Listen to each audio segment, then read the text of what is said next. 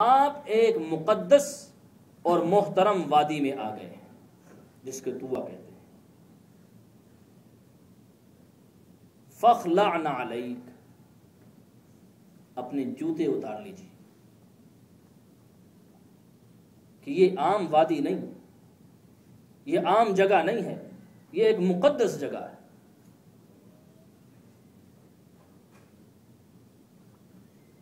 تو موسیٰ علیہ السلام اللہ سے ہم کلام ہوئے. تو وہاں پر آپ کو نبوت ملی، معجزات ملے، اور آپ کو حکم دیا کہ آپ سیدھا فرعون کے دربار میں جائیں اور ہمارا پیغام توحید اس کو سنائیں. اور اس سے ایک مطالبہ تو یہ تھا ایمان کا، اور دوسرا مطالبہ یہ کریں کہ بنی اسرائیل کو ظلم سے آزاد کر دیں. موسیٰ علیہ السلام کی زبان میں لکنت تھی، صاف نہیں بول سکتے تھے. اس کی وجہ بھی یہ تھی کہ جب تھوڑے سے بڑے ہوئے تو فرعون کی بیوی نے موسیٰ علیہ السلام کو فرعون کی گود میں لا کر بٹھا دی. دربار لگا ہوا تھا، گود میں لا کر بیٹھے. تو موسیٰ علیہ السلام نے فرعون کی داڑھی کو پکڑا اور زمین کی طرف کھینچ دیا. اب وہ بادشاہ تھا. درباریوں نے کہا دیکھا یہی وہ بچہ ہے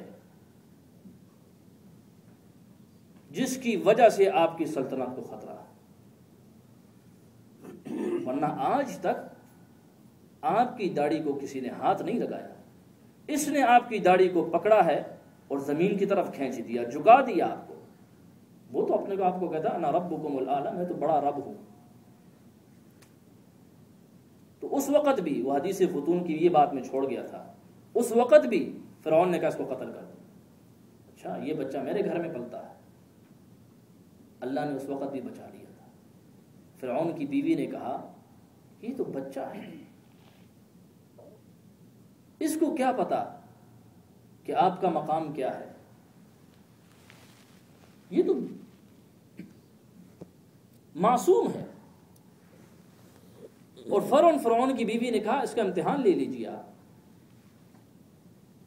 بھئی امتحان کیا لیں؟ کہنے لگی ایک طرف موتی رکھ لیں، ڈائمنڈ رکھ لیں، ایک طرف آگ رکھ لیں اور اس کو چھوڑ دیں، یہ کہاں جاتا ہے. تو اس کے دماغ میں یہ بات آ گئی کہ ہاں یہ کر کے دیکھ لیتے ہیں، پتہ چلے گا کہ یہ بچہ واقعی بچہ ہے یا کچھ اور ہے. تو اسی طرح کیا، ڈائمنڈ رکھے ایک طرف آگ لگا دی، کوئلے رکھ دیے. موسیٰ علیہ السلام کو چھوڑا تو موسیٰ علیہ السلام ڈائمنڈ کی طرف جا رہے تھے. وہ اللہ کے پیغمبر ہیں، وہ کبھی آگ کی طرف نہ جائیں گے نہ قوم کو لے کے جائیں گے. وہ تو قوم کی ہدایت کے لیے تھے. تو جو سیدنا جبرائیل امین آئے انہوں نے اس کا ہاتھ پکڑ کے کوئلے کی طرف کر دیا، کوئلہ ہاتھ میں اٹھایا، زبان پہ رکھ دیا. تو اس کی وجہ سے وہ لکنت پیدا ہوگی، صاف نہیں بول سکتے تھے. تو اللہ سے عرض کیا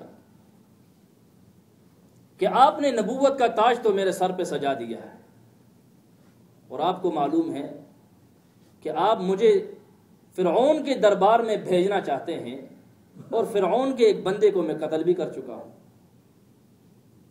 اور فرعون بہت ظالم ہے، صاف بھی میں نہیں بول سکتا، ان کا مجرم بھی میں ہوں. تو ازراہ مہربانی میرے بڑے بھائی ہارون علیہ السلام کو بھی نبوت سے سرفراز کر دیں، کم سے کم وہ صاف بول سکتے ہیں تو میری مضبوطی کا ایک سہارا بن جائیں گے. تو اللہ نے کہا جاؤ، تمہارے کہنے پر ہارون علیہ السلام کو بھی نبوت دے دی. اور اللہ ابھی موسیٰ علیہ السلام یہیں تھے کہ اللہ نے ہارون علیہ السلام پر بھی وحی بھیج دی.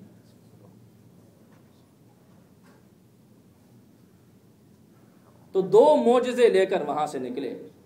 اب اپنے گھر میں داخل ہوئے مصر. گھر میں ایسے داخل ہوئے 10 سال کے بعد آئے تھے، کسی نے پہچانا نہیں. ان کا گھر مہمان نواز گھر تھا. ایسے مہمان داخل ہوئے گھر میں،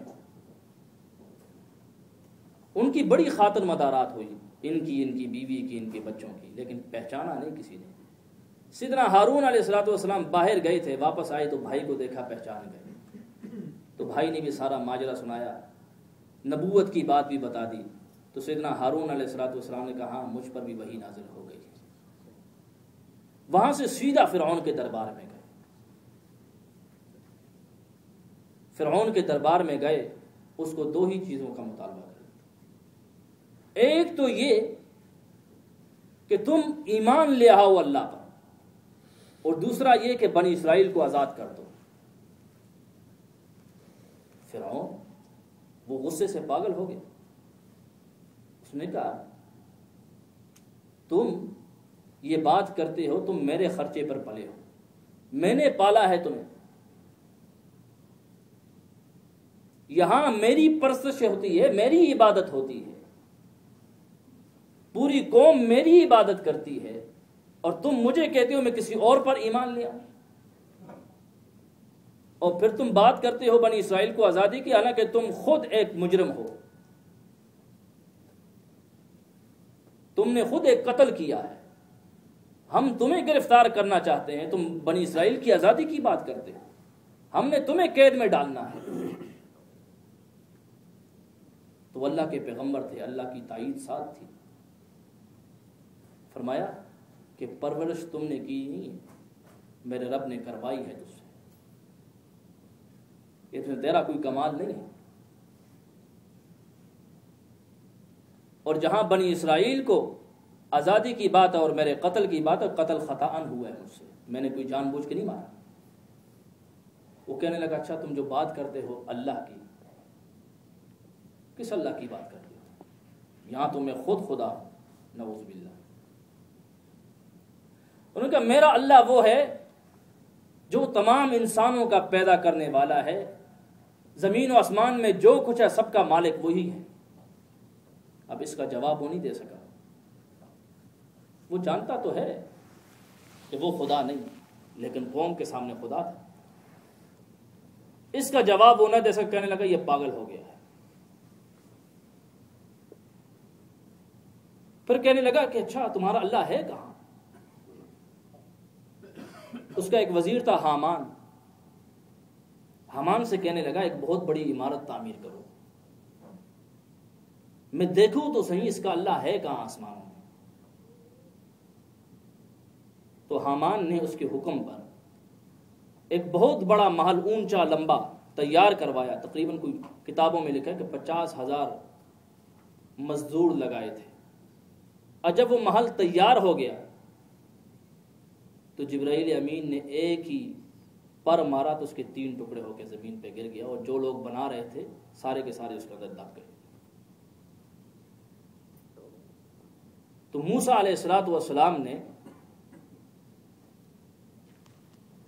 وہاں پر جا کر یہ دونوں مطالبے اس کے سامنے رکھ دیے۔ آخر کار اس نے معجزے مانگ لیے کہ تم اگر اللہ کے رسول ہو تو کچھ معجزے تو دکھاؤ۔ اور جب معجزے دکھائے تو درباریوں نے کہا یہ تو جادوگر ہے،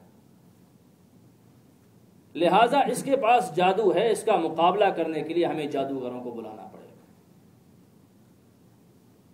عید کا دن اکٹھا ہوا کہ اس دن ہم مقابلہ کریں گے، پوری قوم اکٹھی ہو گئی، جادوگر آ گئے۔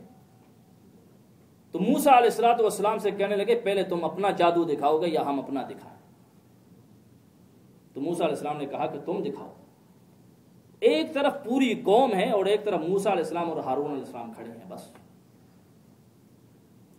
انہوں نے جب اپنی رسیاں ڈالی، موسیٰ علیہ السلام نے جب اپنا عصا چھوڑا تو ان کو پتہ چل گیا کہ یہ جادو نہیں ہے، کیونکہ ہر فن والا انسان اپنے فن کو جانتا ہے۔ تو موسیٰ علیہ السلام کا جب عصا چھوٹا، ان کی ساری رسیوں کو نگل گیا اندر، تو وہ سمجھ گئے کہ یہ جادو نہیں ہے، وہ تو فوراً ایمان لے آئے۔ سارے کے سارے جادوگر ایمان لے آئے، اور اس وقت لکھا ہے کہ تقریباً 6 لاکھ فرعونی بھی ایمان لے آئے تھے۔ موسیٰ علیہ السلام اور ہارون علیہ السلام میدان میں 2 تھے، لیکن جب اس کا فیصلہ ہو گیا تو جادوگر سارے کے سارے ایمان لے آئے اور 6 لاکھ فرعونی بھی ایمان لے آئے۔ ٹائم تو ختم ہو گیا ہے۔ تو یہ سیرت انبیاء کے کچھ قصے ہیں جس سے ہم اپنا ایمان تازہ کرتے ہیں۔ باقی باتیں انشاءاللہ پھر ہوں گی. سبحانک اللہم